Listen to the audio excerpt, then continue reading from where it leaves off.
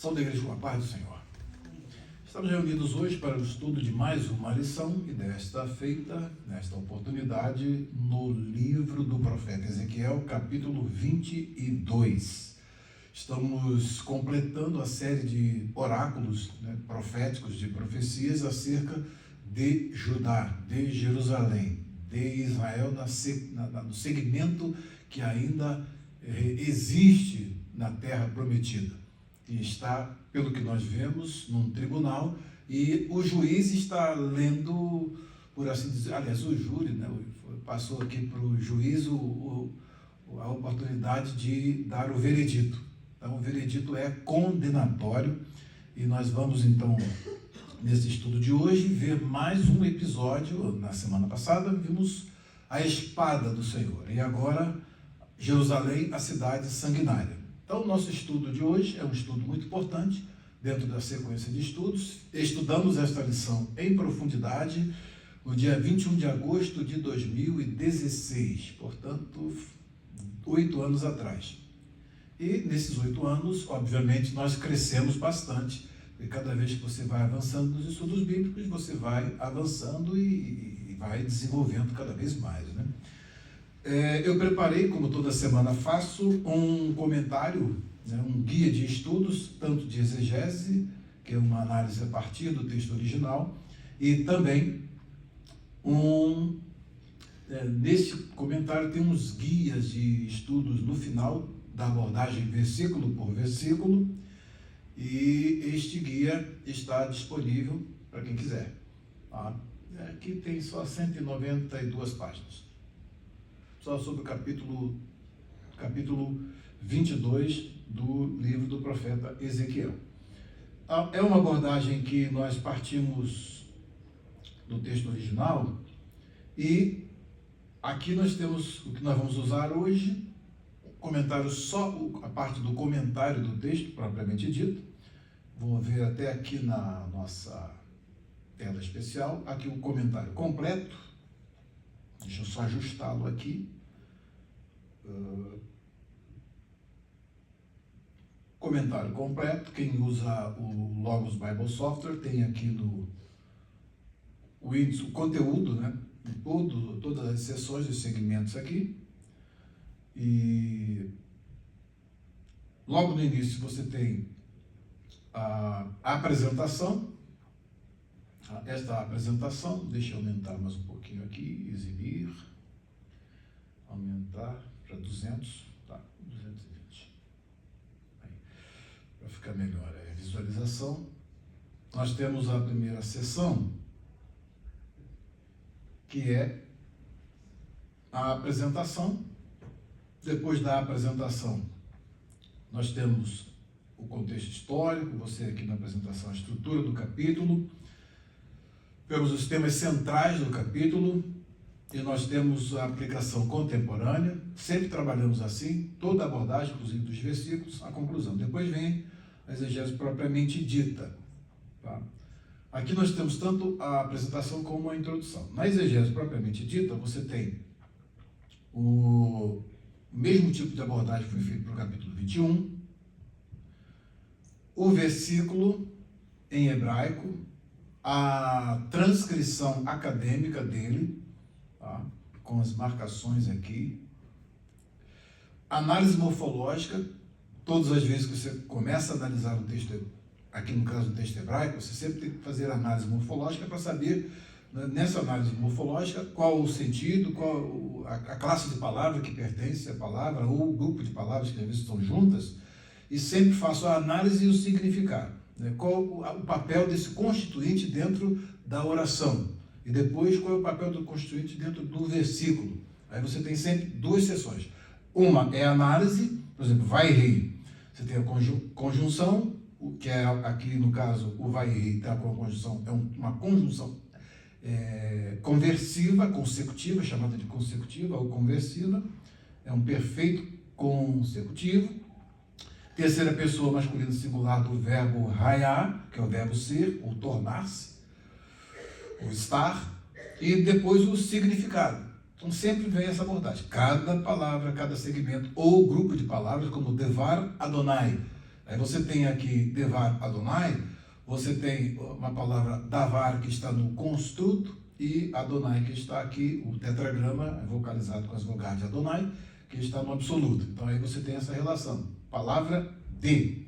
Sempre a tradução, palavra do Senhor, que geralmente é traduzida assim, tá? Que quando os maçoretas fizeram essa intenção de vocalizar o tetragrama com as vogais de Adonai, é para se ler Adonai, e os tradutores seguem palavra do Senhor. Adonai significa Senhor.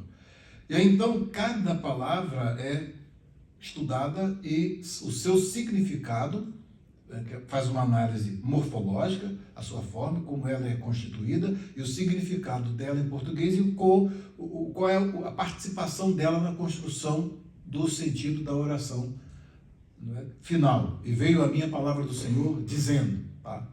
Logo em seguida tem o comentário, que é a parte que nós vamos usar aqui. Este comentário tem a introdução dele e aí os pontos principais desse comentário. Temos a abertura de um novo oráculo, temos o contexto e continuidade temática. Logo em seguida você tem a teologia do versículo. Quais são os temas teológicos do versículo? Soberania divina, autoridade do profeta, urgência e juízo. Tá? Depois aspectos literários, os aspectos literários. O que você percebe que esse Vayhi Devar Adonai é? Lemor, o que ele é? É uma fórmula profética que indica uma relação pessoal. Elai, a palavra veio a mim. Tá? Depois vem a abordagem semiótica visual. Isso aqui é do Greimas, né?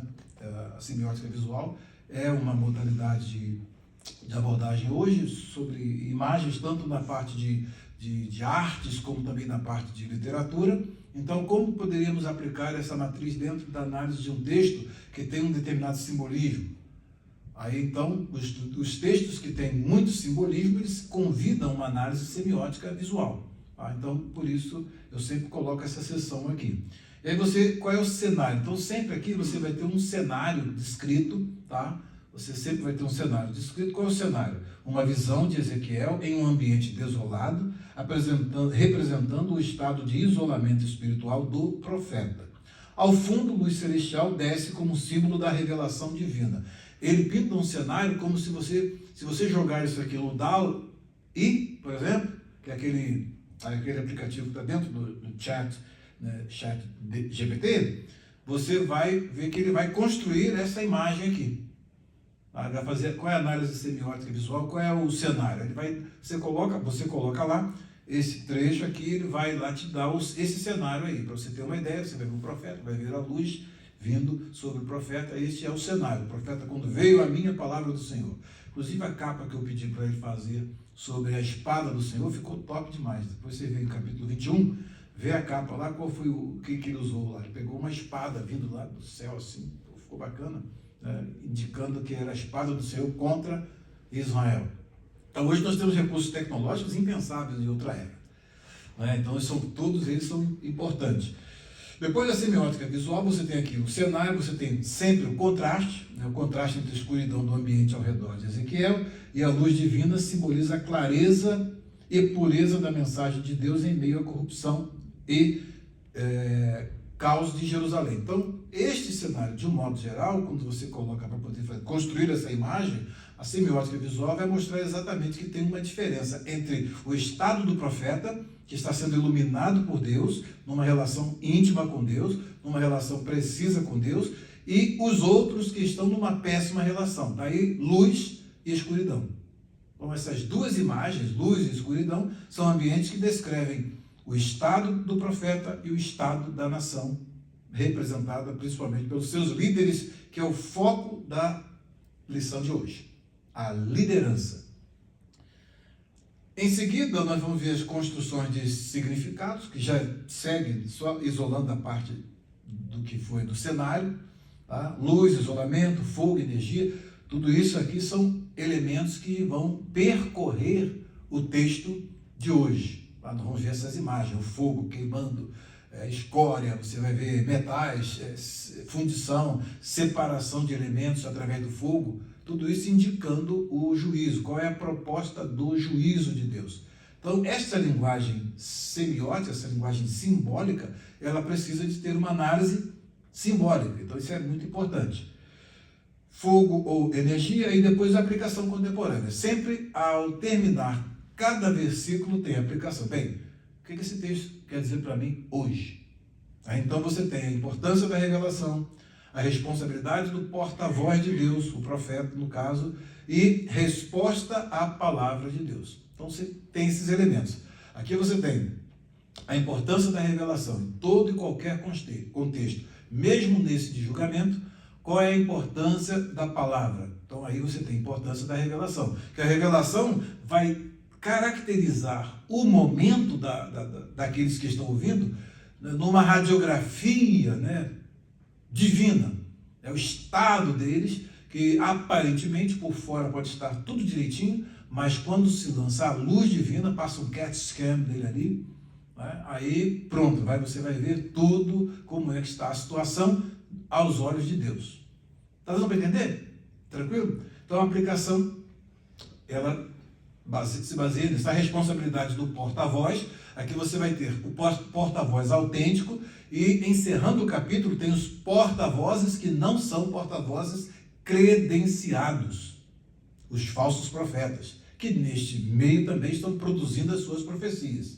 Tá? Só que há uma diferença de conteúdo, ainda que haja semelhança de forma, vocês vão ver, há uma semelhança de forma, mas há uma diferença de conteúdo. O que vem de Ezequiel é genuíno. O que sai dos falsos profetas, ainda que eles digam, assim diz o Senhor, Ko Amar Adonai, é falso.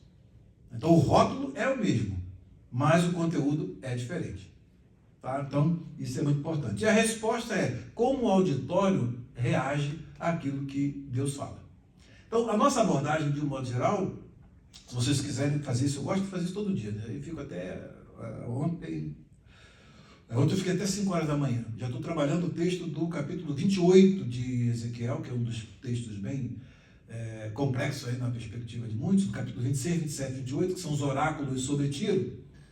Né? Então aí começa o capítulo 26, aí 27 e 28. Terminei às 5 da manhã, mas praticamente já tenho uma visão geral, panorâmica. Né? E creio que vai ser de bom proveito. Depois vem, logo em seguida, o versículo 2. Eu fiz, então, por conta do tempo exíguo que nós temos, um tempo resumido, eu fiz aqui a nossa síntese, que é simplesmente se vale da primeira parte da abordagem, que é o nosso comentário. Então aí você tem aqui, tá? Depois eu passo, não passei para vocês não, né? Depois eu passo para vocês o texto. Você tem o mesmo versículo, transliteração acadêmica, tradução e comentário. Tá? O que o autor está dizendo? Depois de todo aquele trabalho, aqui é uma síntese do que o autor está dizendo em cada versículo. Então, vem o versículo 1. Se você quiser usar no Logos, aí vai ser até mais fácil. Vocês têm o Logos Bible Software? Quem tem? O Darlan, o Diácono Darlan tem, né? Então, você pode usar isso dentro do Logos. Eu vou te passar o arquivo e vou te ensinar como é que bota. Que aí é fácil, você pega aqui, você pode ampliar a fonte, está muito pequeno, você aumenta. E aqui você tem também a forma de navegação. Você aqui, ó. Versículo, comentário. Versículo, comentário. Tá? A primeira leitura que tem que ser feita é exatamente essa. É o versículo e o que ele significa. Tá? Depois, se você quiser estender, deu tempo, tá? Aí você então amplia e vai para outras áreas, que aí você vai fazer análise semiótica, tem análise de discurso, o que você quiser. E você tem no manual, né, um guia completo que você não encontra ainda no mercado.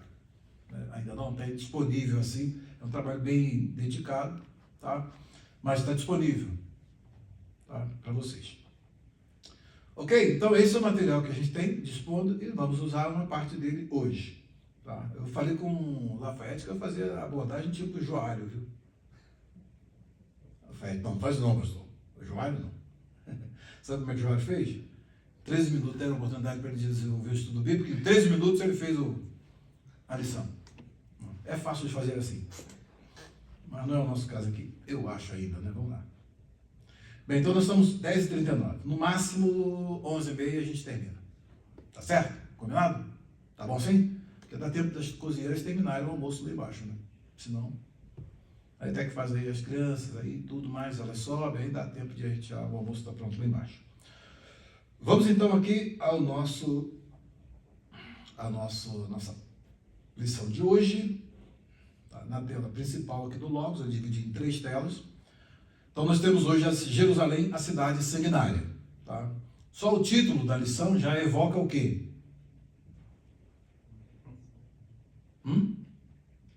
O título da lição já evoca o que traz na sua memória, pastor Laerte? Jerusalém, cidade sanguinária. O que traz na mente? Cidade de matança, de sangue, violência. Sangue, violência, né? Você imagina, a cidade que produz sangue. Qual foi a cidade que foi designada assim, antes de ser punida? Qual? Nínive. Capítulo 3 do livro do profeta Naum. Capítulo 3 de Naum, vocês vão ver que a cidade de Nínive, qual a diferença de Nínive para Jerusalém? Qual a diferença de Nínive para Jerusalém? Jerusalém era o povo de Deus, lá era o povo ímpio. Um pagão. Tá, então, as coisas que aconteciam lá eram por conta da falta da revelação. Aqui você tem um povo que tem a revelação, mas não anda conforme. Ao contrário, está até inovando que vai deixar as nações pasmadas. Como é que existe isso dentro da nação de Deus? Tá? É a temática de hoje. Tá? E tudo começa por conta de quê? Liderança. Do ponto de vista, olha só, do ponto de vista histórico, preste atenção na minha pergunta. Qual foi, lembra a última parte que eu falei ali? Reação à revelação? No finalzinho? Qual foi a reação de Nínive e qual foi a reação de Jerusalém em relação ao oráculo profético? Lá o profeta foi Jonas, relutante, mas profetizou. Qual a reação? A diferença de reação? Nínive se arrependeu. Quem que foi o primeiro para dar o startup desse arrependimento? O rei.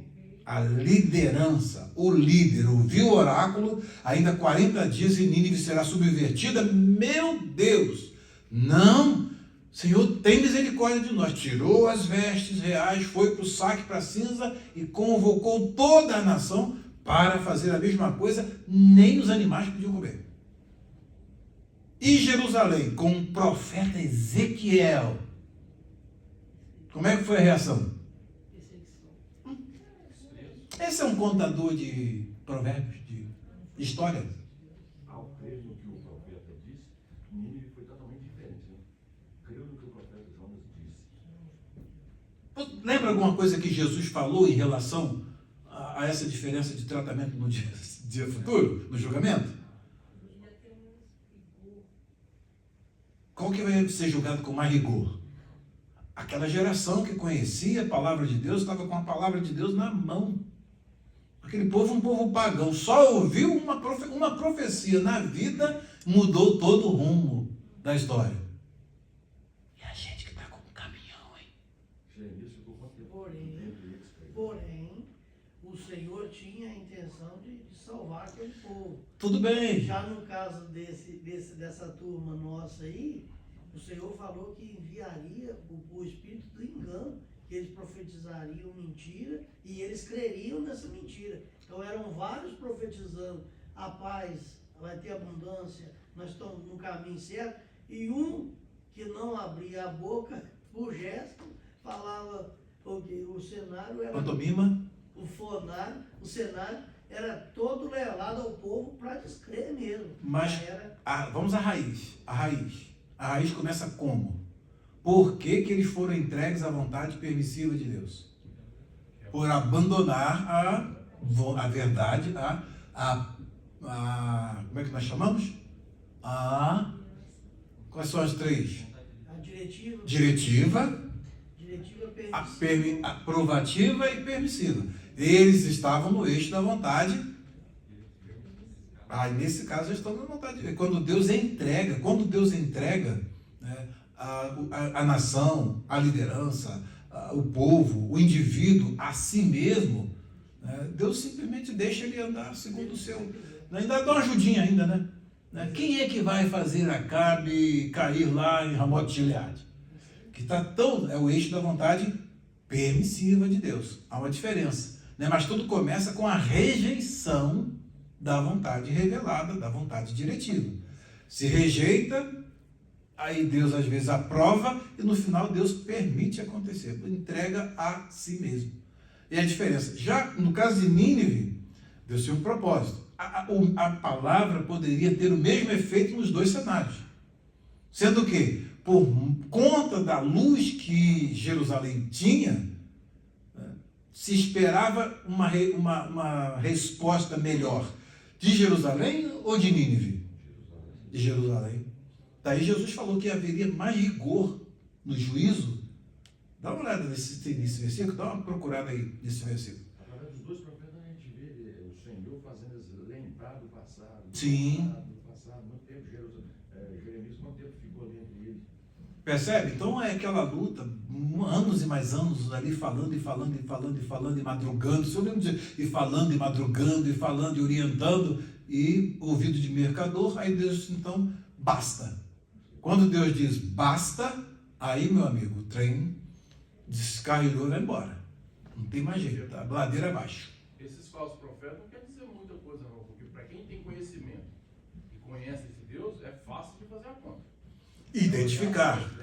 Olha a situação que a gente está vivendo e olha o que o Senhor exigiu de nós, se você buscar o passado, falando dos dias de hoje. Uhum. E você sabe exatamente onde vai dar os resultados, aí tem nenhum. Exatamente. Se ela foi enganado, então é história. Mas a orientação para a igreja atual é essa: não extingais o Espírito Santo de Deus, porque é o único que pode converter, te Sim. mostrar que você está errado. Exatamente. E outra coisa importante, ele tem que ter espaço para poder dizer que você está errado. Exato. Que tem, o Acabe sabia muito bem quem era o profeta verdadeiro no seu cenário, sabia que era Micaías. Mas ele não queria ouvir Micaías. Ele ouviu a contragosto, porque o Josafá chegou, não tem mais nenhum outro, todo mundo que, eu acho que ele deu uma de, esqueci o nome do sujeito, toda unanimidade é burra, esqueci o nome, daqui a pouco eu lembro. Procura essa frase, toda unanimidade é burra, que você vai achar. Um famoso contemporâneo, já morreu também. Então o que acontece? O Josafá olhou assim, esse cenário aí, não tá legal não. Não tem nenhum outro profeta pelo qual podemos consultar o Senhor? Aí tem o Micaías, mas eu vou dizendo que ele nunca profetizar bem a meu respeito. Podia? Vai bater a radiografia, não, você tá bonzinho, tá tudo perfeito, e o cara tá todo bichado. Não tem como, né? Então o raio-x ele não queria. Se ele quisesse andar no caminho de Deus, ele faria o quê? Botava Micaías dentro do palácio para poder orientá-lo. Então tem que querer, ter espaço para Deus. A contragosto, por conta do convite de Josafá, foi que ele então chamou o profeta e já com a intimação, olha, todo mundo lá está dizendo que o rei vai vencer lá em Ramote Gileade, você profetiza a mesma coisa. Tá bom, combinado. Aí, ó, como é que... Micaías, e aí, o que você diz? Pode ir a Ramote Gileade que você vai vencer também, pode ir, dará tudo certo. Mas, Micaías, até quando eu vou conjurar para você dizer só a verdade em nome do Senhor? Então, eu vi todo Israel disperso como ovelhas que não tem pastor. Eu não falei. E aí, pronto, aí soltou-lhe o oráculo em cima dele. Era isso que ele não queria. Então, essa rejeição é que faz com que o Senhor permita o mal. E até contribui um pouquinho, né? Porque no caso de Acabe, você lembra o que aconteceu, né? O Senhor falou, quem é que vai seduzir a Acabe para que ele caia lá em Ramote Gileade? Essa é uma das passagens mais complicadas do Antigo Testamento, né? Aí chega um lá, diz assim, outro diz de outra forma, e chega um e diz, opa, eu aqui, estou aqui pronto para fazer o serviço. Mas como é que você vai fazer? Seria um espírito de mentira na boca dos profetas dele. Pronto, resolve o problema. Então vai que você vai prosperar. O carro já está na ladeira, dando mais um empurrãozinho. Percebe? Então o que acontece? Nem a palavra de Micaías não serviu para mudar aquela trajetória. Aqui nem a palavra de Ezequiel, nem de Jeremias, chegou a um ponto nós vamos ver isso no finalzinho do texto, chegou a um ponto que o próprio Senhor disse para Jeremias: olha, não interceda mais por esse povo. Encerrou. A oportunidade deles acabou. E Ezequiel, o próprio Senhor disse que procurou um homem que estivesse à brecha do muro para poder pedir que a desgraça não entrasse, para que a punição não viesse. E diz que não encontrou nenhum. Ou seja, era a fase terminal, Deus disse basta, e aí não tem mais jeito. Depois que Deus diz basta, não tem mais jeito. Então, enquanto Deus não diz basta, tem jeito. Então, a reação nossa em relação à palavra do Senhor é que pode mudar todo o cenário. Desse jeito eu não vou acabar 11h30 não, hein? Mas vamos nós aqui, a primeira pergunta. Tudo bem até aí? Tranquilo? Até aí? Deu para entender direitinho? Vamos aqui à primeira pergunta? Gente, eu gosto, se tem uma coisa que eu gosto, é estudo bíblico.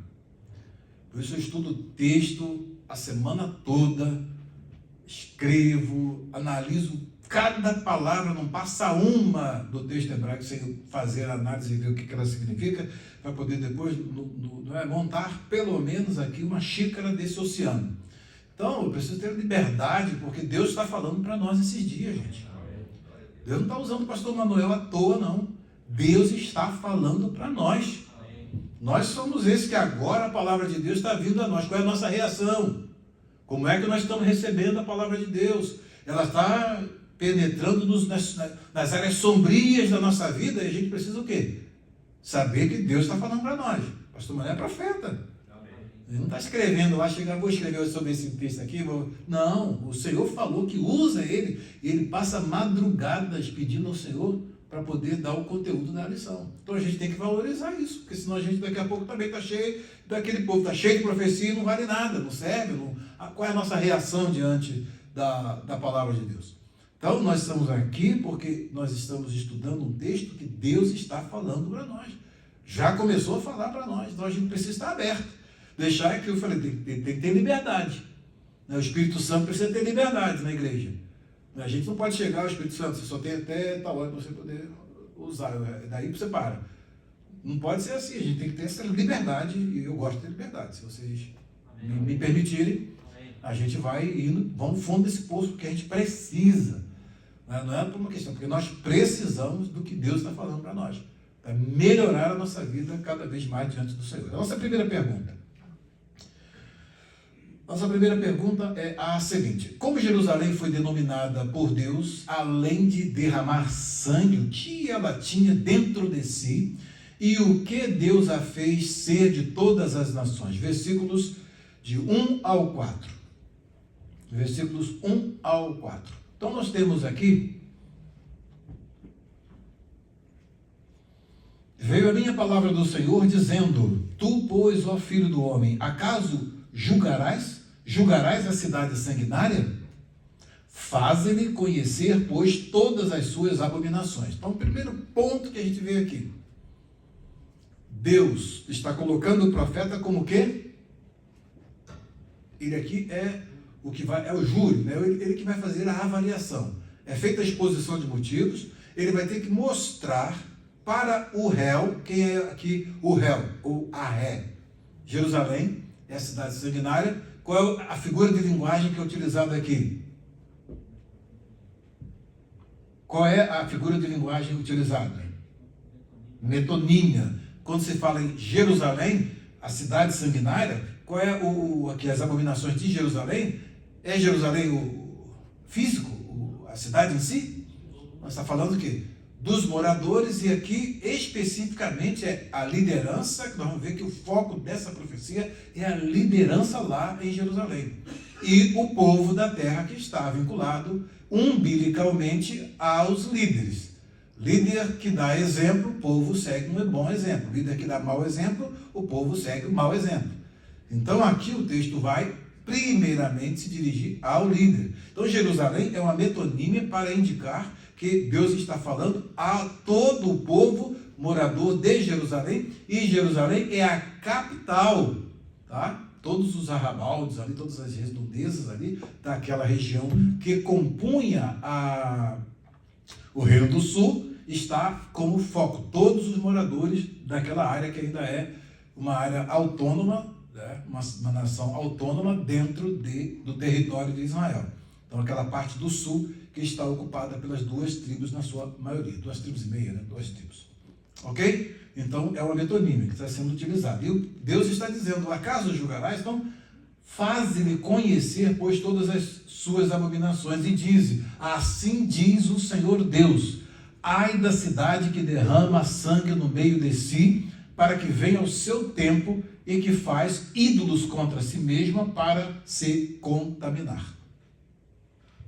Então aqui você tem essa descrição. E o versículo 4, pelo teu sangue, por ti mesma derramado, tu te fizeste culpada, e pelos teus ídolos, por ti mesma fabricados.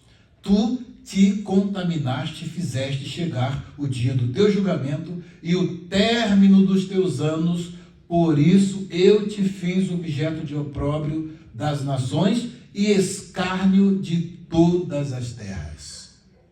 Então aqui, o que nós temos aqui? Um panorama geral e o tom, aqui o diapasão aqui deu o tom da profecia. É sinal que vem chumbo grosso. Pelo tom aqui, é um cenário de julgamento. Nós vamos ver aqui que é um cenário de julgamento. Então aqui, no final, vem a sentença. Tá? Mas antes vai ser lido todo o processo. Todos os crimes. Tudo vai ser trazido à luz, à memória, a fim de que eles tenham uma noção. Bem, se nós estamos nesta condenação, qual é a reação? É para reagir.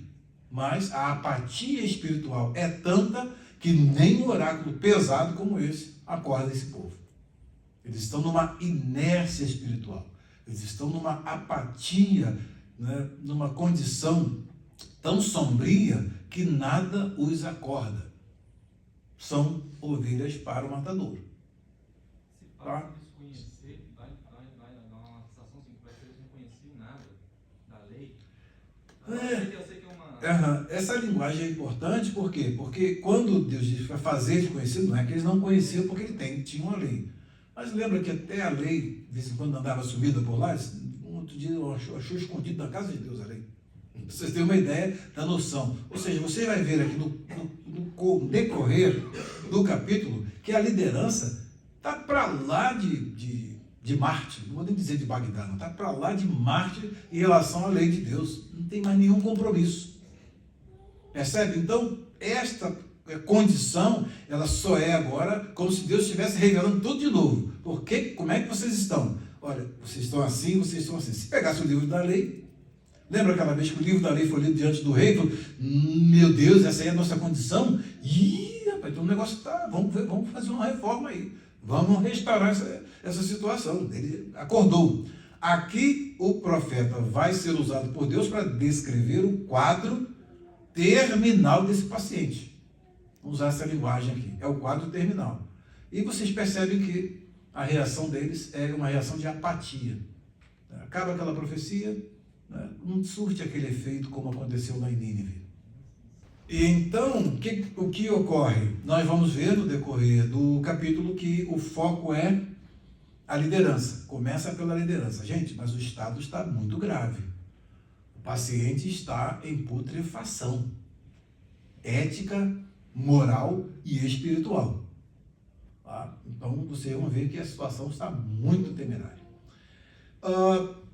Podemos apontar aqui alguns aspectos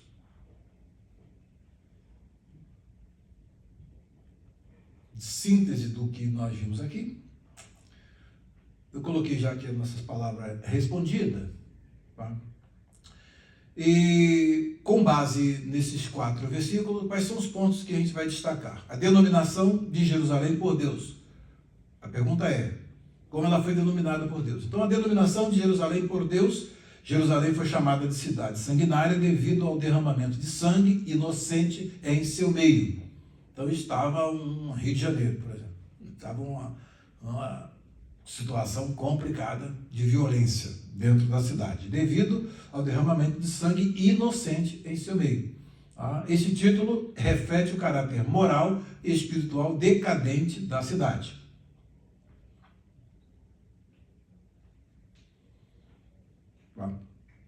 O que ela tinha dentro de si? Além do sangue derramado, Jerusalém estava cheia de idolatria e perversidade moral. Deus denunciou seus atos de idolatria, versículo 3, apontando que a cidade fez imagens para a sua própria contaminação. O que Deus a fez ser de todas as nações? Por causa de sua iniquidade, Deus fez Jerusalém vergonha e zombaria para as nações ao redor. Seu pecado atraiu o escárnio das nações próximas e distantes. Então, a pergunta de número 1 está respondida. Então, é aquilo que mais tarde os gentios, né, os pagãos, vão olhar assim, mas esta aí é aquela cidade gloriosa do Templo de Salomão, a glória e o esplendor daquele reino, acabou tudo. Uma parte de Israel já foi tomada, foi lançada, né, foi feita a deportação para as outras nações. Agora sobrou um pedacinho lá de território, e esse território também está nessa condição, finalmente sendo demolido, destruído. Então, nós pensávamos que nós estávamos ruins, né? Mas eles estão piores do que nós. Então as nações pagãs vão se assustar com a situação da nação eleita, do povo adquirido, do povo redimido do Egito, por conta dessa situação. Então isso aí vai trazer escárnio das nações, que se gloriavam de ter um Deus transcendente, que ninguém via, mas era ativo, que tirou a nação com o braço forte lá do Egito, e agora parece que esse Deus sumiu e desapareceu. Ele já era invisível, agora ficou mais invisível ainda. Não, no entanto, ele está ativo. É aí que nós vamos ver a questão da resposta através de Ezequiel para Judá e depois para as nações. Os oráculos, a partir do capítulo 25, vão ser os oráculos às nações ao redor. Porque elas têm uma perspectiva do que está acontecendo lá, totalmente sem esse privilégio da revelação. Então, aí vem os oráculos para as nações ao redor, que aí a partir daí nós vamos ver no capítulo 25. O livro do profeta Ezequiel é um livro complexo, é um livro difícil, é um livro que precisa de um estudo minucioso para você acompanhar todo o cenário e entender o desenvolvimento da profecia, dos oráculos proféticos, a constituição, e merece um cuidado. 11:2, vamos lá. A segunda pergunta. Claro, até aí? Tranquilo? A segunda pergunta. O que Deus disse que as nações de perto e de longe faziam, quais as coisas ruins que ela tinha e o que ela fazia aos pais, ao estrangeiro e ao órfão. No nosso manual, vou pegar só o comentário aqui. Em cada versículo, vocês vão ter aqui sempre a temática, tá? A temática de cada versículo. Então você vai ter aqui o versículo 1 é a abertura de um novo oráculo, o contexto e continuidade temática. Tá? Isso aqui é fundamental para relacionar o texto com o restante do livro, o diálogo que ele faz com o texto anterior e o diálogo que ele faz com o texto posterior. Vamos ver que há uma intensificação de imagens e o capítulo 23 é para maiores de 18 anos. Que as imagens usadas ali são pesadíssimas. Tá? Então vocês que não têm 18 ainda vão ter que estudar a parte, viu? Rated R. Tá? Que é realmente pesada a linguagem, pesada mesmo. Tá? E cada versículo vocês vão ver que nós temos esses tópicos importantes, né? Introdução ao oráculo, o papel do profeta, cidade de sangue. O que significa cidade de sangue? A metáfora da cidade de sangue é poderosa e ressonante.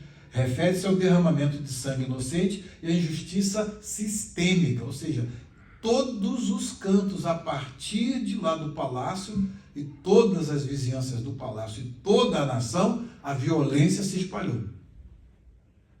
Então, devia estar num ambiente difícil, hein? Jerusalém, que deveria ser um centro de santidade e justiça, é retratada como um lugar de violência e profanação. Pode falar, pastor. Pastor Laerte. Sanguinário. Literalmente sanguinário está em que parte da história? O sangue. Violência mesmo. Assassinatos. Como se fosse uma guerra civil, Sabe, porque a exploração dos mais ricos em relação aos mais pobres. Entendeu? A violência que você vai ver aqui, logo à frente, o Senhor vai descrever passo a passo. Né? Tinha pessoa que tinha morte encomendada. Então tinha um problema com fulano lá, ela recebe isso aqui. Às vezes nem era verdade.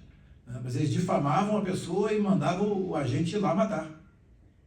não é simplesmente a figura de linguagem. Não, aqui realmente, você vai ver pelo próprio texto, você vai ver as coisas que estão acontecendo. É uma cidade que está numa violência que é tipo de Nínive. Nínive pegavam aqueles que eram vencidos por eles e faziam coisas as mais absurdas. Né? Só que as nações vão ficar assim, eles estão inovando. Está pior do que nós a situação deles. E o mais agravante é porque eles tinham a revelação. Aí fica mais dramático. Deixa eu pegar aqui uma versão NVT. Bíblia Sagrada. Versão transformadora. Ok. Aqui eu vou colocar aqui o texto. Só para vocês terem uma ideia, lá no profeta Naum, livro do profeta Naum, capítulo 3. Né? Eu gosto aqui da NVT porque ela apresenta o texto na forma de poesia, quando o texto é poético. Então aqui, esse oráculo do profeta Naum sobre julgamento do Senhor contra Nínive tem uma semelhança com esse capítulo que nós estamos estudando hoje. Que aflição espera Nínive, cidade de homicídios e mentiras, é cheia de riquezas tomadas à força, e nunca lhe faltam vítimas. Então, se é tomado à força, aquele que reage é eliminado. Ouçam o estado, está cheio de facções aqui, né? Uma cidade cheia de facções. Jerusalém também virou facção, para todo lado. Né? Ouçam o estalo dos chicotes, o estrondo de rodas, os cavalos vêm galopando e os carros de guerra sacodem sem parar. Vejam espadas faiscantes e lanças reluzentes quando passa a cavalaria. Há incontáveis mortos, montes de cadáveres. Os corpos são tantos que os vivos neles tropeçam. Tudo isso porque Nínive, prostituta bela, dona de encantamentos mortais, seduziu as nações com a sua beleza, ensinou a elas sua magia e enfeitiçou gente de toda a parte. E aí o que acontece? O oráculo contra Nínive por Naum é idêntico, semelhante, vou dizer idêntico, semelhante ao oráculo que agora está sendo proferido contra Jerusalém. Ou seja, o mesmo tratamento que é dado a um pagão sem luz, está dando a uma nação redimida, lavada, né? Chamada, eleita, com revelação especial, recebendo o mesmo tratamento e a mesma descrição. O que está acontecendo aqui é o que está acontecendo em Jerusalém. E coisas piores que até os gentios ficam assim, não é possível que isso está acontecendo lá. Então, é importante você ver esse paralelo. Então, no estudo dos versículos, vocês vão sempre ver isso.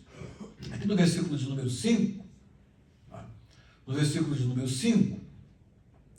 nós vemos sobre essa questão da humilhação internacional. Esse versículo aqui destaca o alcance da humilhação de Jerusalém. Tanto nações próximas quanto distantes zombarão da sua queda. Etkalesu Var. A cidade que outrora foi o centro espiritual de Israel, agora é um objeto de desprezo global. Esse escárnio reflete não apenas a decadência moral da cidade, mas também o julgamento divino que a expôs publicamente. Depois vocês leem isso aqui, porque vale a pena, veja, vale a pena.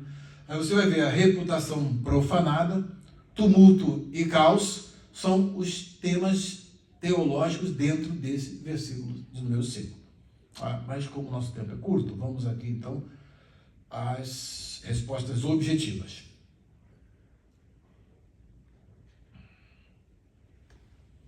Versículo 5 ao 7.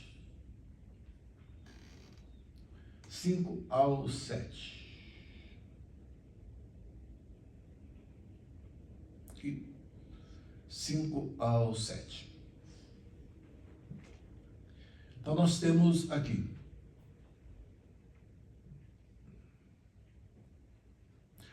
As que estão perto de ti, aqui o versículo 4 termina dizendo que tu te contaminaste e fizeste chegar o dia do teu julgamento e o término dos teus anos. Por isso eu te fiz objeto de opróbrio das nações e de escárnio de todas as terras. As que estão perto e as que estão longe escarnecerão de ti, ó infamada, cheia de inquietação.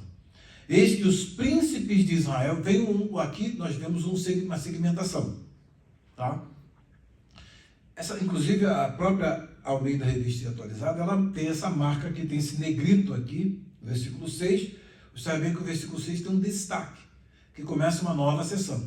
Então, o foco da profecia vai agora para uma determinada classe. Percebam, eis que os príncipes de Israel, cada um segundo o seu poder, nada mais intentam, senão derramar sangue. Então, observem, a liderança de Israel era sanguinária. Alguém que resistisse aos seus caprichos era eliminado. E quais eram esses caprichos? Eles estavam numa perversidade típica dos reis pagãos. Pior um pouquinho, vejam só. No meio de ti, desprezam o pai e a mãe. Esse desprezo do pai e da mãe, vocês vão ver. No versículo 10, o que estava acontecendo? Dentro da família desses indivíduos, não tinha mais limites. Nem pai, nem mãe. Inclusive, alguns abusavam da própria mãe ou da madrasta. Está no versículo 10.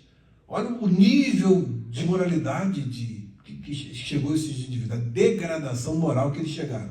Os príncipes, Os príncipes, a liderança. Vejam só. Praticam extorsões contra o estrangeiro que morava em Israel e que tinha feito a sua imigração para Israel. Segundo a lei, ele tinha os seus direitos, ele devia ser tratado como um cidadão nacional, ter os seus o seu tratamento respeitado dentro de Israel. Isso aí está na lei. No entanto, o que está acontecendo? Esses estrangeiros eram aqui feitas extorsões e são injustos para com o órfão e a viúva, duas classes que eram totalmente dependentes da caridade pública, principalmente quando morria o chefe da casa. Não tinha o sistema de previdência para poder dar uma pensão e sustentar a viúva. Ela ficava simplesmente à mercê, às vezes com filhos pequenos, menores, à mercê da caridade pública. Porque as crianças não tinham condição de trabalhar para poder sustentar a casa, então elas ficavam na dependência da caridade pública. Isso tinha que ser olhado pelos príncipes. E, no entanto, eles estavam simplesmente fazendo o quê? Praticam extorsões contra os estrangeiros, são injustos para com o órfão e a viúva, que eram lançados e deixados morrer à míngua, ou na extrema pobreza. Tá?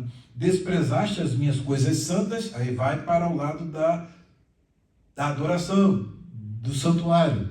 Desprezaste as minhas coisas santas e profanaste os meus sábados. Vimos isso na aula passada. Então, em relação ao que estava acontecendo lá, é só dar fazer uma lembrança da época do sacerdote Eli, dos 2 filhos de Eli. Aqui agora não é só os 2 filhos de Eli, do sumo sacerdote, não. Agora é a liderança toda, são os sacerdotes todos. São os líderes como um todo que estão agindo do jeito que eles agiam e até pior do que aqueles. Que abusavam das mulheres ali no átrio da casa de Deus, foram consumidos, foram mortos. Tá? Eles aqui agora é a liderança toda que está desviada, liberal e fazendo o que bem entende. Essa é a situação. desprezaste as minhas coisas santas e profanaste os meus sábados, que é o símbolo da aliança com Deus verdadeiro. Homens, aqui que eu falei, homens caluniadores se acham no meio de ti, para derramarem sangue. Então, às vezes, criavam um factoide para incriminar alguém. E aí, então, esse factoide se tornava um motivo de eles chegarem e pagarem alguém para ir lá e matar essa pessoa. Principalmente se eles tinham algum interesse. Lembra do caso de Nabote? Lembra do caso de Nabote? Da vinha de Nabote? Era exatamente aquele quadro ali da Jezabel. O que ela fez? O que ela criou? Um factoide, né? Uma difamação, uma calúnia contra o Nabote. Disse que o Nabote tinha feito algo que ele não tinha feito. E aí mandaram os executores lá. E aí, simplesmente, em nome da lei, executaram o Nabote. Só que o sangue de Nabote foi vindicado. Vocês percebem bem? Agora isso aí virou uma atitude sistêmica, gente. Acompanha agora, o país todo está assim. Os líderes todos estão assim. Os sacerdotes todos estão assim. E ainda tem o amparo dos falsos profetas. Está imaginando? Então, caluniam para poder, né, fazer aquilo que eles bem entendiam, e aqueles que resistiam, eles simplesmente eram eliminados. Né? Eram eliminados porque não atendiam às suas expectativas. Vocês viram que a situação estava bem ruim. Tá? Então, aqui nós respondemos à pergunta de número 2. As ações das nações de perto e de longe, as nações zombavam, tá, e caçoavam de Jerusalém por sua infâmia e por sua conduta vergonhosa. Sua reputação estava manchada por atos imorais e violentos. As coisas ruins dentro de Jerusalém. A cidade acumulava violência, injustiça e idolatria. Ela tinha líderes corruptos que usavam a sua força para derramar sangue. Além disso, seus habitantes desprezavam o básico da lei, como honrar pai e mãe, proteger o estrangeiro, o órfão e a viúva. O que ela fazia aos pais? Aos pais desprezavam-nos em violação direta ao mandamento de honrá-los. Ao estrangeiro tratavam-no com opressão e desprezo. E aos órfãos e viúvas, exploração e abandono eram comuns, violando a lei, que exigia cuidado especial para essas classes vulneráveis. Tranquilo? Até aí, claro.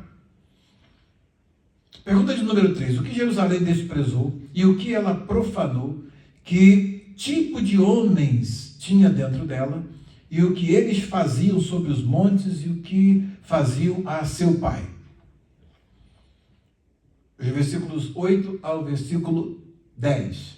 Então aqui, desprezaste as minhas coisas santas e profanaste os meus sábados. Homens e caluniadores se acham no meio de ti para derramarem sangue, como nós apontamos. E no meio de ti caem, no meio de ti, comem carne sacrificada nos montes e cometem perversidade. Então, olha o estado, olha a radiografia da revelação. No teu meio descobrem a vergonha de seu pai e abusam da mulher no prazo da sua menstruação. Tudo isso prescrito dentro da lei, eles não estavam nem aí. Os líderes chegavam em determinado lugar. Viu uma mulher bonita, não queriam nem saber. Eu quero essa mulher. Ah, não, mas ela é mulher do fulano. Não pode fazer isso. Não, mas eu quero. Não, mas ele não vai achar. Então mata ele. Eu quero a mulher. Está sentindo o nível, mais ou menos? Era desse jeito. Não somente isso. Versículo 10 aqui. Depois eu vou dar por escrito para vocês. No versículo 10, tem uma nota importante que a gente colocou aqui, para vocês terem uma clareza aqui, do versículo de número 10. Tá? O versículo 10...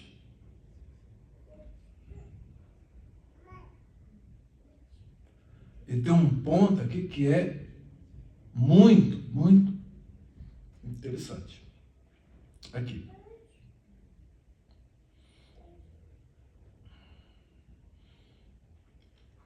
A nudez do pai descoberto. O que era isso segundo a lei? Né? Então vai se reportar aqui a Levítico 18, versículos 7 e 8, e o capítulo 20, versículo 11. O que fala lá? A expressão nudez do pai, né, ervat av, né, aponta para violações graves das leis de pureza sexual em Levítico 18, 7. Embora não seja explicitamente detalhado aqui, o contexto sugere incesto ou desrespeito às relações familiares, crimes que simbolizam a completa decadência moral de Jerusalém. Baseado no paralelismo com Levítico 18 e Levítico 20, versículo 7 a 8 do capítulo 18 e o versículo 11 do capítulo 20, a frase indica desonra ao pai por meio de atos sexuais contra a mãe ou madrasta. É o que está lá no livro da lei, que te dá o suporte, o amparo contextual para você entender que expressão é essa. Este crime violava diretamente os códigos de santidade. Não somente isso. Impureza e exploração. A menção à impureza da menstruação, que é a palavra que vocês vão ver, se você consultar aí no dicionário, tá? Esse dicionário vai te levar exatamente a essa expressão aqui. Temeat hanidá. O que é nidá aqui? Então, ela fala sobre a impureza da menstruação, é uma construção, reforça o descaso com as leis de pureza ritual. Em vez de obedecer aos mandamentos que regiam a interação durante esse período, que era de separação, os habitantes de Jerusalém ignoravam as instruções divinas, expondo sua indiferença ao relacionamento com Deus e ao respeito mútuo. Olha o estado. Aí, violência e afligimento. O verbo afligiram aqui carrega a ideia de exploração ou abuso. Então, as classes vulneráveis, elas estavam sempre nessa condição de serem abusadas e extorquidas e exploradas. A combinação de imoralidade sexual e desrespeito às leis de pureza revela uma sociedade profundamente corrompida. Esta aflição implica na prática de intercurso sexual forçado com uma mulher no período menstrual, em grave violação da prescrição legal. Esse é o quadro, né, desses líderes. Se a liderança está assim, se a família dos líderes está assim, como é que está o povo? Como é que estava o povo?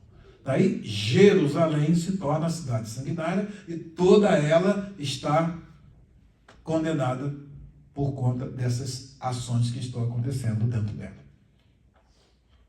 Deu para entender direitinho? Tá? Então essa expressão é muito importante para vocês entenderem o que está dizendo o texto propriamente dito. Alguma pergunta? Tranquilo? Então vamos prosseguir aqui nas respostas respondidas.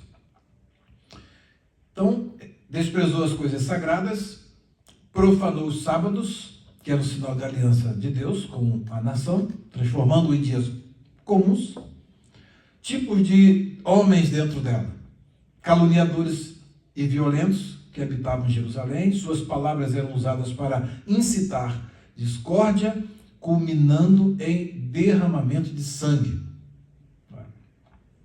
E tem um ponto que foi colocado aqui no versículo 9.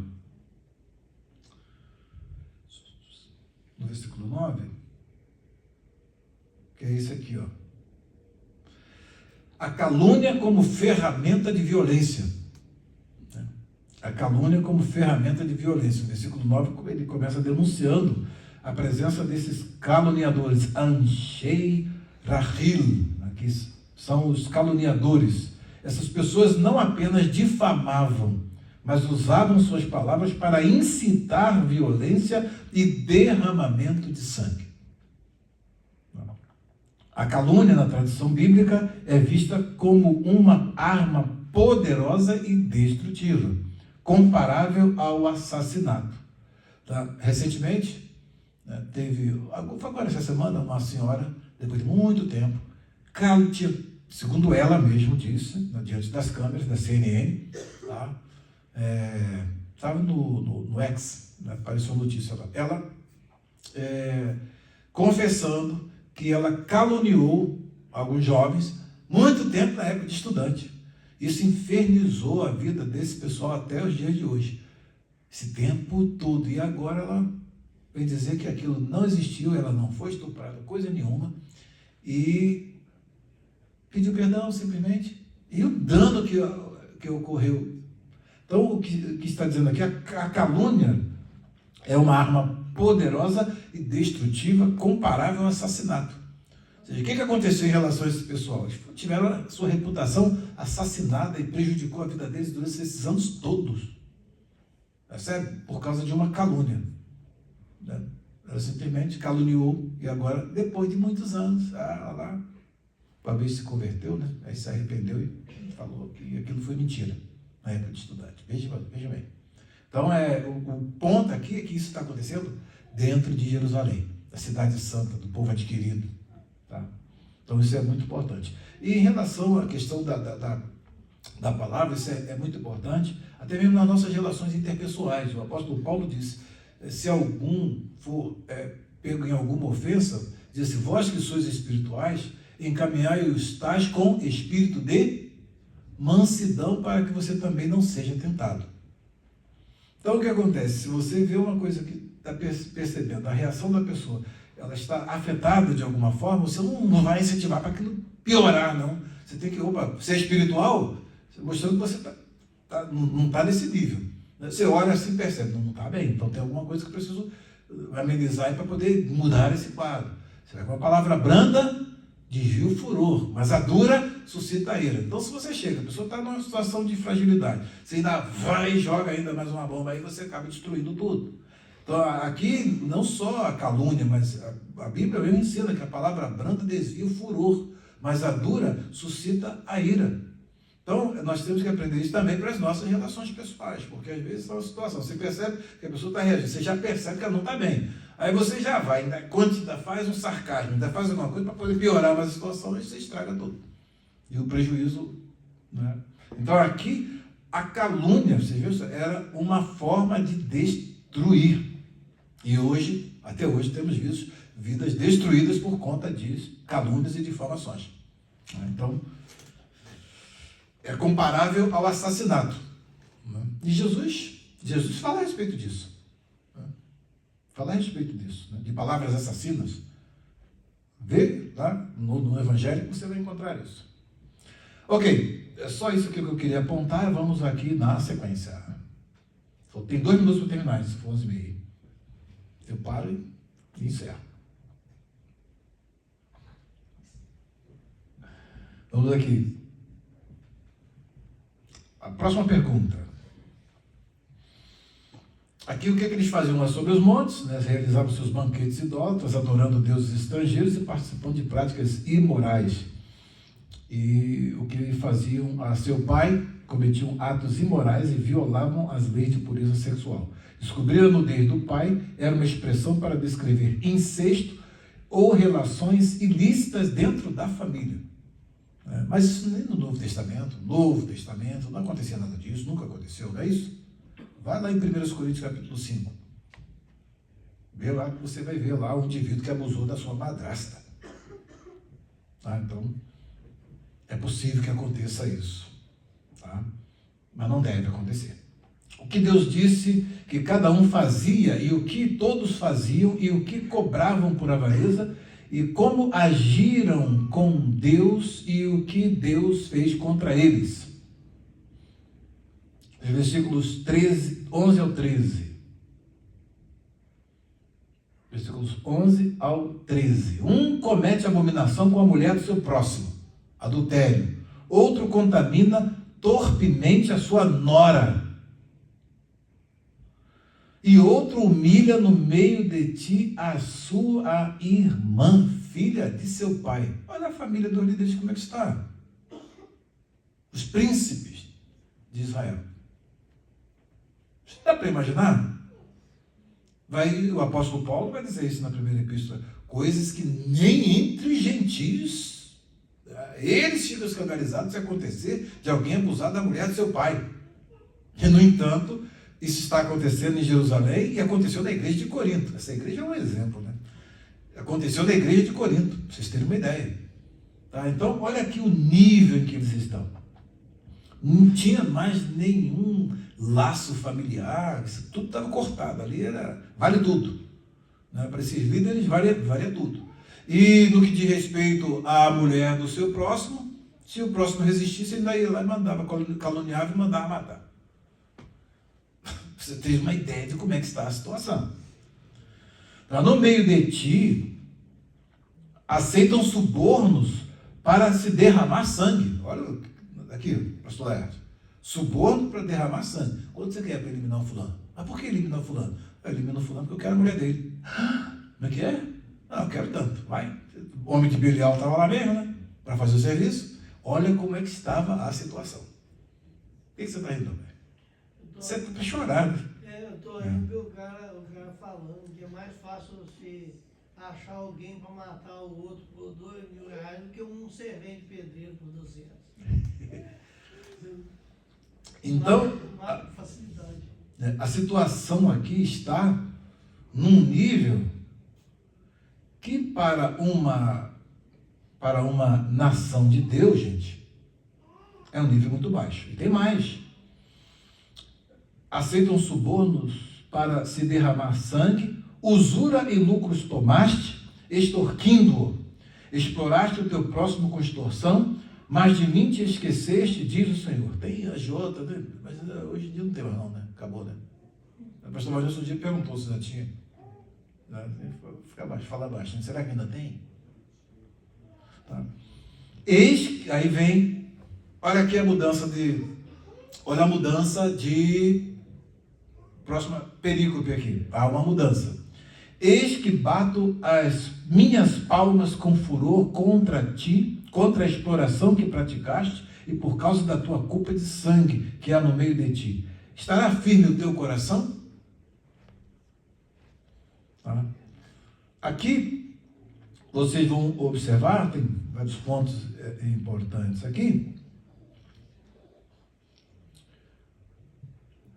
Qual o significado desse bato as minhas palmas com furor? Hein? Qual o significado disso? Vamos lá nos comentários? Aí, isso que eu falo para vocês, tem que ter algumas coisas, tem algumas expressões que você fala, peraí, bati a minha palma. Qual o sentido disso? Né? Verinei, Hakiti, Rafi, bati as minhas mãos contra o teu ganho desonesto que fizeste, contra o sangue que está no meio de ti. Qual o significado desse bater as palmas? Bati minhas palmas, as minhas mãos. A expressão bati as minhas mãos é uma figura de linguagem que indica uma profunda indignação de Deus diante das ações de Jerusalém. Esse gesto reflete tanto desgosto quanto o anúncio de julgamento iminente. Como o juiz faz? Bate o martelo, né? Aqui Deus olha. Acabou, terminou, ponto final. Chama todo mundo a atenção. A sentença é essa. É uma figura de linguagem com esse objetivo. Então o que tem lá? Ganho desonesto e violência. Responsabilidade individual e coletiva. Tá? Porque ali os príncipes são tomados como uma metonímia para todo o sistema que está corrompido. Se os príncipes estão assim, se os líderes religiosos estão assim, que pega todas as três camadas, os líderes políticos, religiosos, né, e as lideranças sociais, que são os anciãos que estão por lá, todas essas classes estão nessa depravação moral e espiritual. Como é que está o povo? Além de vítima, estão também fazendo as suas violências em menor escala. Não é assim que acontece? Né? Tá. Então, deu para entender a expressão e o sentido? Prossigamos.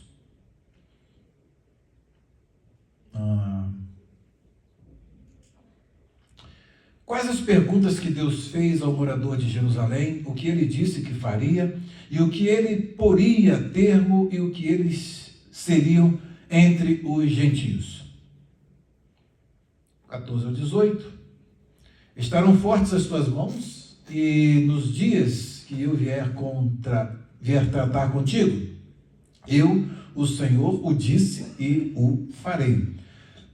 Sentença: espalhar-te-ei entre as nações e te dispersarei entre outras terras, e porei termo à tua imundícia. Como é que Deus vai fazer a limpeza ali? Vai tirar todo mundo de lá, a terra vomitando os seus moradores, como fez com os pagãos que ali estavam. Agora, Jerusalém e os que estão lá, a nação santa, o povo adquirido, o povo eleito, vai também ser expulso daquele lugar para Deus limpar aquele lugar, purificar.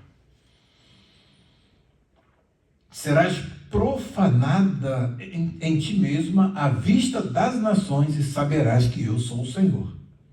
Visto que, aí vem a próxima, aqui quando vem esse oráculo, 17, é a marcação de um novo oráculo. Veio a mim a palavra do Senhor dizendo: Filho do homem, a casa de Israel se tornou para mim em escória, todos eles são cobre, estanho, ferro, chumbo no meio do forno.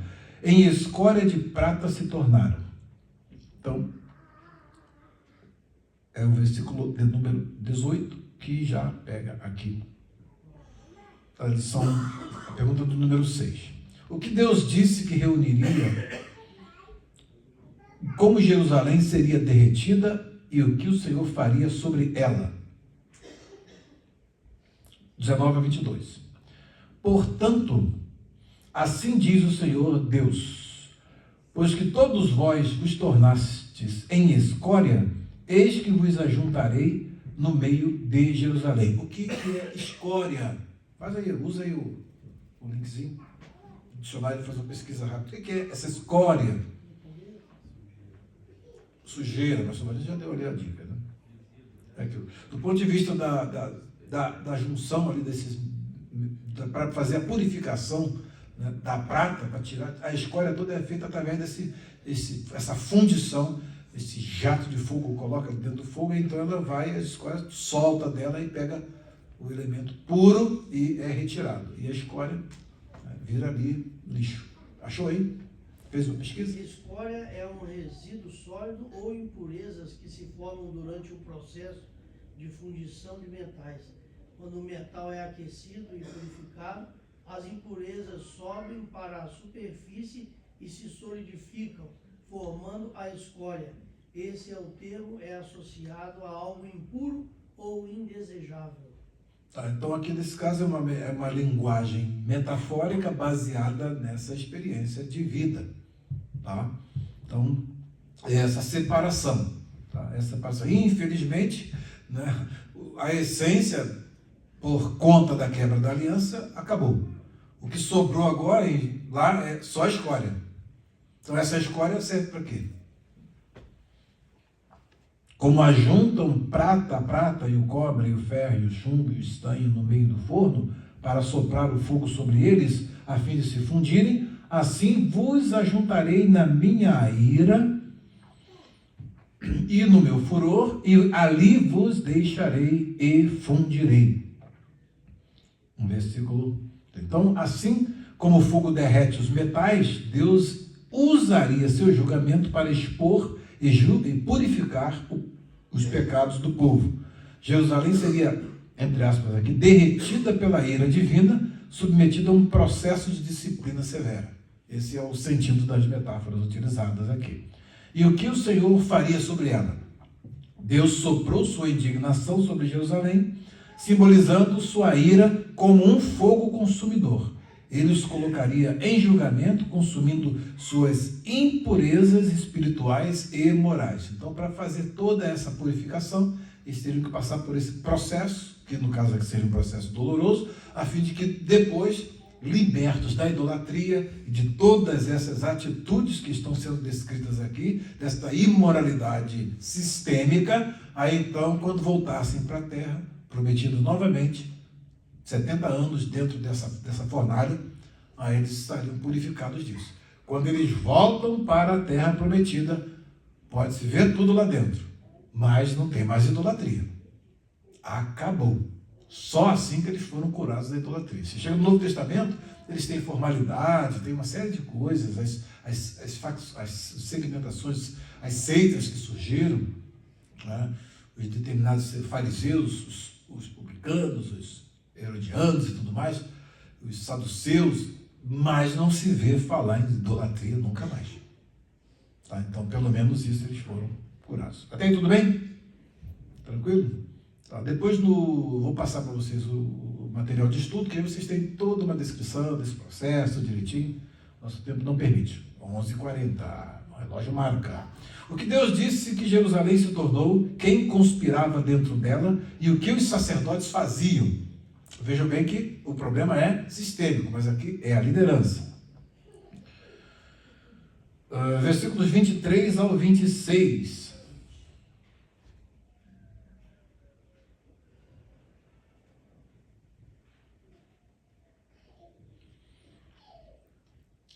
Aqui congregar-vos-ei e assoprarei sobre vós o meu furor e sereis fundidos no meio de Jerusalém, como se funde a prata no meio do forno, assim sereis fundidos no meio dela e sabereis que eu, o Senhor, derramei o meu furor sobre vós.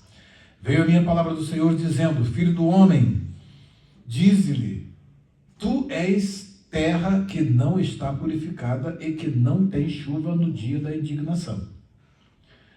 Conspiração dos seus profetas há no meio dela. Como um leão que ruge, que arrebata a presa, assim eles devoram as almas. Então lembram da situação dos profetas que profetizavam, pagaram um trocadinho. Os profetas estão se vendendo para poder profetizar mentiras no meio da cidade. E a situação está desse jeito que Deus está descrevendo aqui, e eles profetizaram: paz, está tudo tranquilo, está tudo bem. Assim que faziam os profetas no meio de Jerusalém. O mundo está pegando fogo, e aí tem um pessoal aí pregando: não, Jesus vai arrebatar a gente antes da tribulação, fique tranquilo, não tem problema nenhum não. Podem ficar tranquilos, isso aí não vai atingir a igreja não. A igreja primitiva foi mais, coitada, sofreu mais, né? Desse tempo de agora, pela teologia pré-tribulacionista que tem pregado aí, ela é mais privilegiada, né? Aquela igreja que enfrentou as arenas com os leões, né? Essa igreja, sei lá, ela é pior do que a de hoje. A de hoje não, a de hoje, daqui a pouco Jesus vem, aí arrebata a igreja, aí a tribulação vem. Vai nessa. Mas estão pregando isso aí. Depois eles não vão dizer que são falsos profetas não, né? Não, isso aí foi um equívoco interpretativo. Né? Foi alguma coisa assim. Então, aqui, devoram as almas, não tem aqui nada metafísico, viu? Aqui, as pessoas, tá? Tesouros e coisas preciosas tomam, multiplicam as suas viúvas no meio dela. Lembra do caso hipotético que eu citei aqui, né? Pegou a mulher de fulano, né? Então, vai, te dá um trocado aí, vai lá, mata aí lá e traz a mulher. Teve um rei que fez isso? Nem lembra, né? Nem lembra. Teve um rei que fez isso em Israel, teve? Né? O que esse homem merece? Esse homem é digno de morte. Esse homem és tu. A mulher de Urias, lembra? Botou o sujeito lá na frente da batalha. Isso aqui agora, aquilo foi um ato isolado, agora é a prática, é a norma da cidade, da liderança, dos sacerdotes. Virou coisa normal. Derramamento de sangue para satisfazer as suas próprias concupiscências. E os seus sacerdotes transgridem a minha lei e profanam as minhas coisas santas. Entre o santo e o profano, não fazem diferença. Separa o precioso do vil e tu serás como a minha boca, disse Deus para Jeremias. Agora, esses sacerdotes aqui, o profano e o santo é a mesma coisa. Né? Então, não fazem diferença alguma. Isso é perigoso, né? É perigoso. E é perigoso nos nossos dias, né? Acontecer isso. De não fazer distinção entre o santo e o profano, não fazer essa diferença. Nem discernem o imundo do limpo, e dos meus sábados escondem os olhos, e assim sou profanado no meio deles. Então, o ponto básico aqui, os sacerdotes profanavam o sagrado, violavam a lei e não faziam distinção entre o santo e o profano, eles ignoravam as instruções sobre pureza, negligenciavam os sábados e desonravam o nome de Deus. Se esta liderança religiosa está assim, se a liderança civil está assim, como é que está o povo? Além de vítima, porque os mais fortes aí prevaleciam contra os mais fracos. Ainda tinham essa questão. Como é que está o quadro? Esse aí é o raio-x de Deus para essa cidade. E a última pergunta: o que os príncipes, profetas e o povo da terra faziam, e o que Deus buscou entre eles, mas não encontrou? Versículo 27 ao 31. Seus príncipes no meio dela são como lobos que arrebatam a presa para derramarem sangue. Os casos hipotéticos que eu citei aqui. Para destruírem as almas e ganharem lucro desonesto. Os seus profetas lhes encobrem isto com cal por visões falsas, predizendo mentiras e dizendo: assim diz o Senhor Deus. Então, lembra que eu falei a princípio? Eles faziam tudo isso por interesses escusos, que agora não estão mais escusos, que Deus está trazendo à luz, e, no entanto, a embalagem é a mesma. Assim diz o Senhor. Tá? A embalagem é a mesma. Pegou, pastor Laerte? Pegou, pastor Laerte? Aqui, ó. Então, eles estão profetizando lá, eles estão enunciando os oráculos. Só que é tudo de acordo com a concupiscência. Só comparar Micaías e os profetas de Acabe. Os profetas de Acabe, né? Assim diz o Senhor: subirás a Ramote de Gileade e vai ser vitorioso. O invólucro, né? Parecia uma profecia mesmo, um oráculo sagrado. Só que era falso. Quando vem o outro, assim diz o Senhor: vi a todo Israel disperso como ovelha que não tem pastor. Aí é o verdadeiro. Então a embalagem é a mesma, mas o conteúdo é diferente. Uma é um conteúdo falsificado e a outra é um conteúdo verdadeiro. Então a de Micaías é verdade. E a outra dos profetas de Baal, lá, os profetas de Acabe, são falsos. Mas tudo com o mesmo invólucro. Porque eles profetizam e dizem: assim diz o Senhor.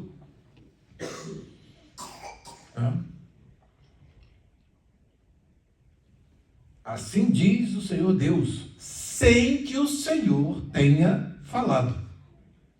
Sem temor algum.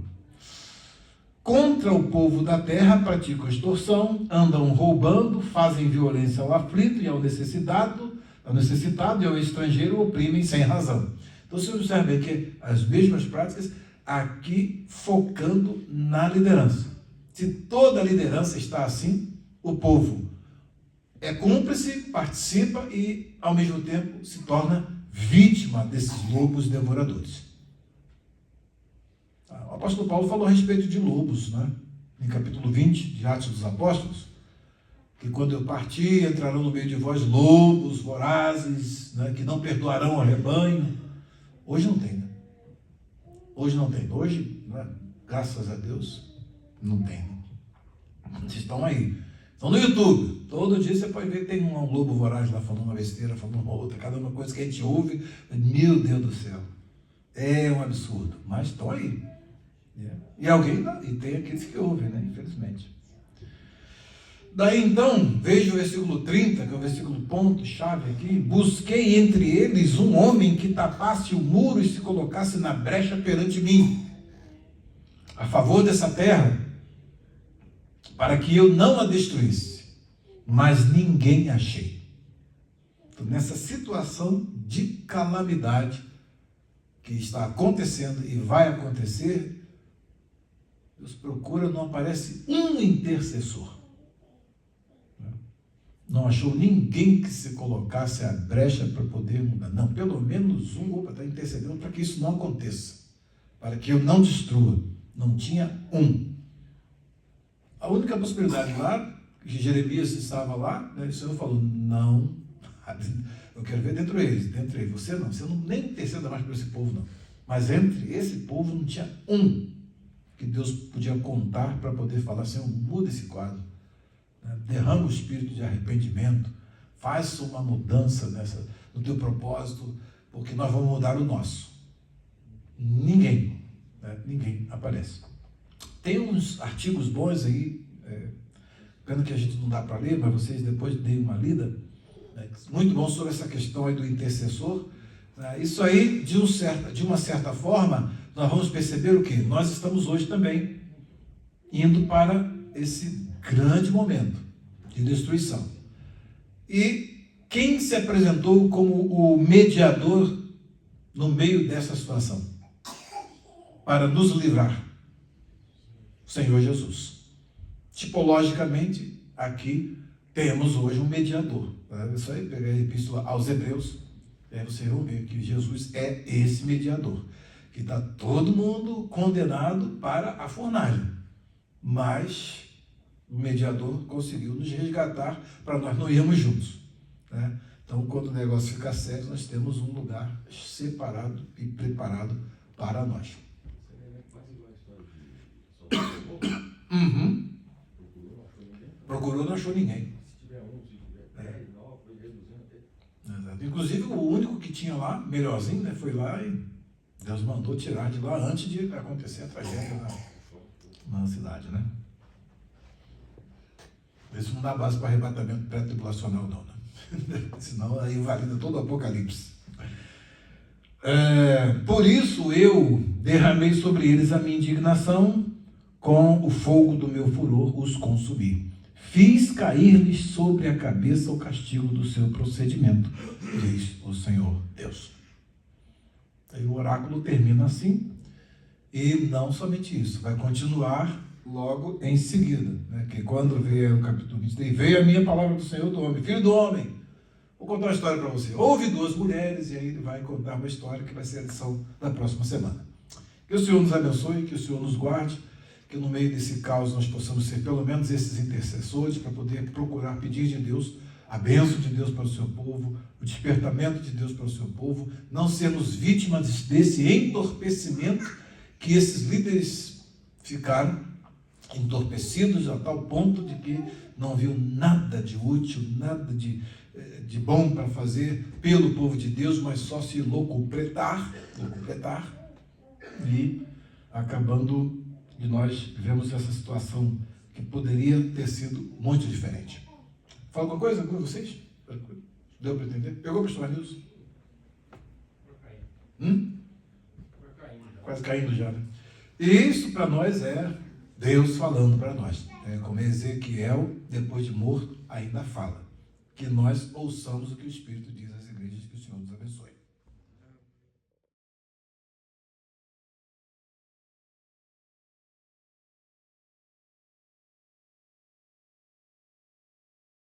יחזקאל, פרק כ"ב. ויהי דבר אדוני אלי לאמור. ואתה בן אדם, התשפוט? התשפוט את עיר הדמים, והודעת את כל תועבותיה. ואמרת, כה אמר אדוני אלוהים, עיר שופכת דם בתוכה, לבוא איתה, ועשתה גילולים עליה לטומאה. בדמך אשר שפכת, אשמת, ובגילולייך אשר עשית, תמת, ותקריבי ימייך, ותבוא עד שנותייך. על כן נתתי חרפה לגויים, וקלסה לכל הארצות. הקרובות והרחוקות ממך יתקלסו בך, טמאת השם רבת המהומה. הנה נשיאי ישראל, איש לזרועו היו בך, למען שפוך דם. אב ואם הקלו בך, לגר עשו ועושק בתוכך, יתום ואלמנה הונו בך.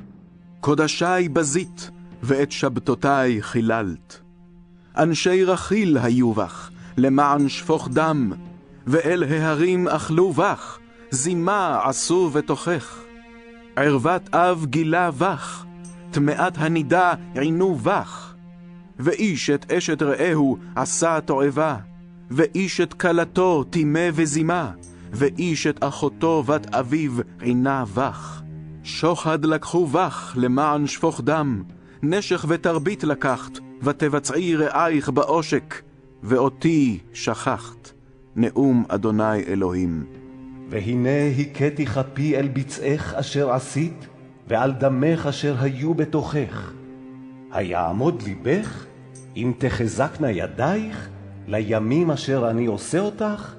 אני אדוני דיברתי ועשיתי. והפיצותי אותך בגויים, וזריתיך בארצות, והתימותי טומאתך ממך. וניחלת בך לעיני גויים, וידעת כי אני אדוני. ויהי דבר אדוני אלי לאמור.